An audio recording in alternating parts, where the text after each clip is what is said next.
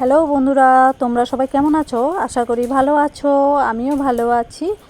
তো আমি সন্ধ্যা বোস আর আমার চ্যানেলে তোমাদেরকে অনেক অনেক স্বাগত জানাচ্ছি।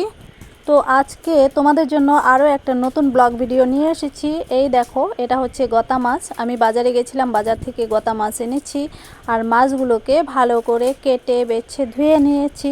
এবারে নুন হলুদ মেখে রাখছি। দেখো, তো এই মাছটা আমার খুব প্রিয়, জানো তো। আমার বাড়ির সবাই খুব ভালোবাসে, আমার ছেলেও খুব ভালোবাসে। তো এই মাছটাকে আলু বেগুন দিয়ে রান্না করলে যা হয় না, তো আজকের এই রেসিপিটা তোমাদের সঙ্গে আমি শেয়ার করব। দেখো, মাছগুলো একদম পরিষ্কার করে নিয়েছি। এবারে চুলাতে কড়াই বসিয়ে দিয়েছি। কড়াই গরম হওয়ার পর দিয়ে দিলাম সর্ষের তেল।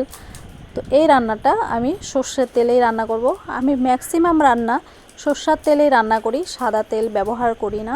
তো এবারে তেলটা গরম হয়ে গেছে আর দিয়ে দিয়েছি সাদা জিরে। আর তেলটা গরম হওয়ার পর আমি মাছগুলোকে দিয়ে দিচ্ছি একটু একটু করে। খুব বেশি মাছ একবারে দেব না, মাছগুলোকে দুবারে ভেজে নেব।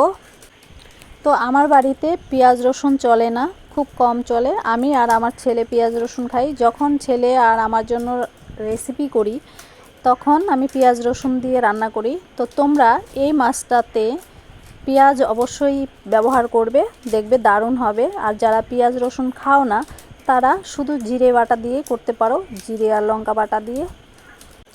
তো আমি যখনই মাছ রান্না করি শুধু জিরে বাটা আর লঙ্কা বাটা দিয়ে করি। তো এবারে আমার মাছগুলো ভাজা হয়ে গেছে। এবারে ওই তেলের মধ্যে আরও যে মাছগুলো আছে সেই মাছগুলোকেও ভেজে নেব। মাছগুলো বেশি করে দেব না, বেশি করে দিলে মাছগুলো ভেঙে যাবে, তার জন্য আমি দুবারে ভেজে নিচ্ছি। তো এবারে বাকি মাছগুলোকেও ভেজে নেব। তো এবারে বাকি মাছগুলোকে আস্তে আস্তে ওই তেলের মধ্যে দিয়ে ভেজে উঠিয়ে নেব। তো দেখো, আমার মাছগুলো ভাজা হয়ে গেছে। এক হাতে ফোন আর এক হাতে খুন্তি, তো ওই জন্য একটু অসুবিধে হচ্ছে। তো এবারে মাছগুলো উঠিয়ে নিয়েছি। এবারে কড়াইতে আবারও তেল দিয়ে দিলাম আর দিয়ে দিলাম আলুগুলোকে। তো আলুগুলোকে আমি এইভাবে পাতলা পাতলা করে কেটে নিয়েছি, কেননা মাছটা খুব পাতলা পাতলা। তো ওই জন্য আলুগুলোও বেশ পাতলা পাতলা করে কেটে নিয়েছি। আর আলু আমি যখনই আলু দিয়ে রান্না করি তখনই আলুগুলোকে একটু করে ভেজে নিই। তো আলুগুলো ভাজার সময় আমি একটু নুন হলুদ দিয়ে নিই, তাতে আলুর ভিতরে নুনগুলো ঢুকে যাবে। তো সেই জন্য আমি আলুগুলো ভাজার সময় একটু নুন হলুদ দিয়ে ভাজি।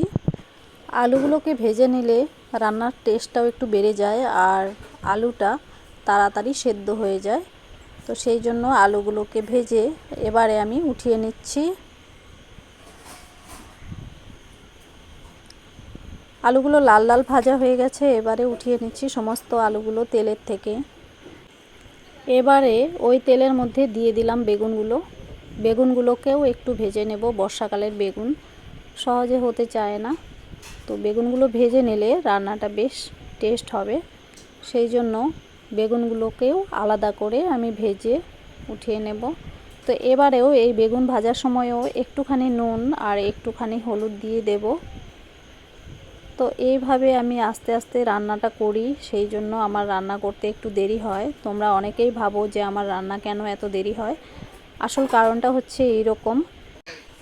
তো এবারে আমি বেগুনগুলোকেও ভেজে নিচ্ছি।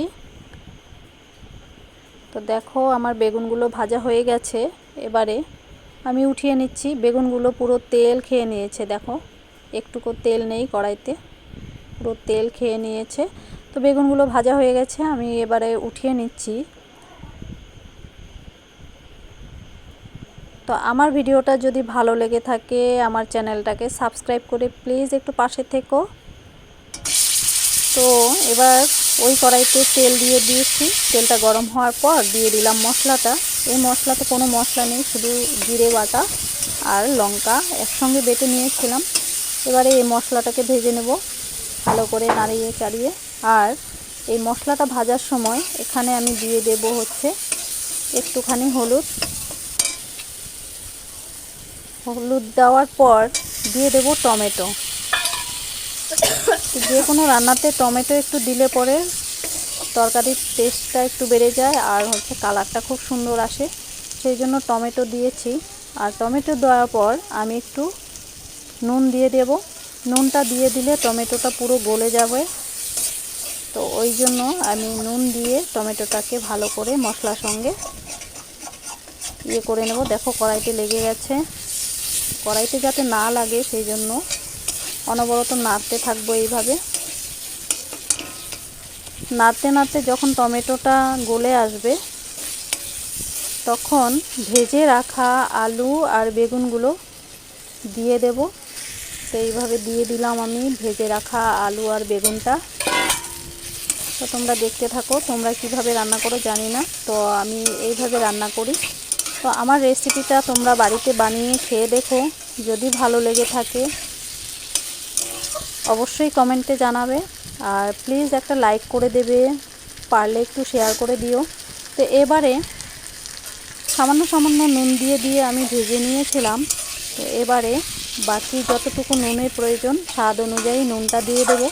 তোমরা যে যেমন নুন খাও, যে যেমন ঝাল খাও সেইভাবেই করো, কিন্তু এইভাবে যদি রান্নাটা করো অবশ্যই ভালো লাগবে।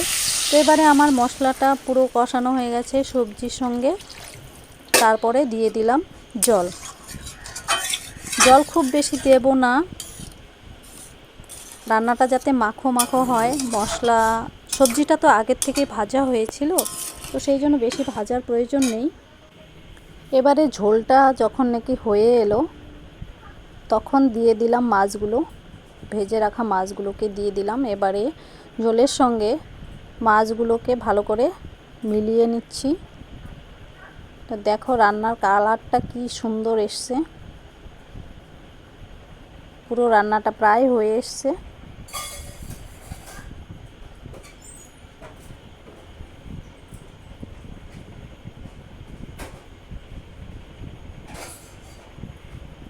তো এবারে আমার রান্নাটা হয়ে গেছে, আমি দিয়ে দিচ্ছি ধনে পাতা। ধনে পাতা দিলে রান্নাটা বেশ ফ্লেভার আসে। তো এবারে দেখো আমার ঝোল নামিয়ে নিয়েছি। এবারে ভাত বেড়ে নিয়েছি, ভাতের সঙ্গে নিয়ে নিয়েছি উচ্ছে আলু ভাজা আর হচ্ছে নিরামিষ ঘ্যাট। এবারে আমি মাছের ঝোলটাও নিয়ে নেব। পুরো মাখা মাখো হয়েছে, দেখো কি সুন্দর কালার এসছে, তাই তো? তোমরা অবশ্যই বানিয়ে খেয়ে দেখো, আর প্লিজ আমার চ্যানেলটাকে সাবস্ক্রাইব করে দিয়ে পাশে থেকো। আশা করি তোমাদের খুব ভালো লাগবে। তো এবারে আসছি, টাটা, ভালো থেকো, সুস্থ থেকো, টাটা।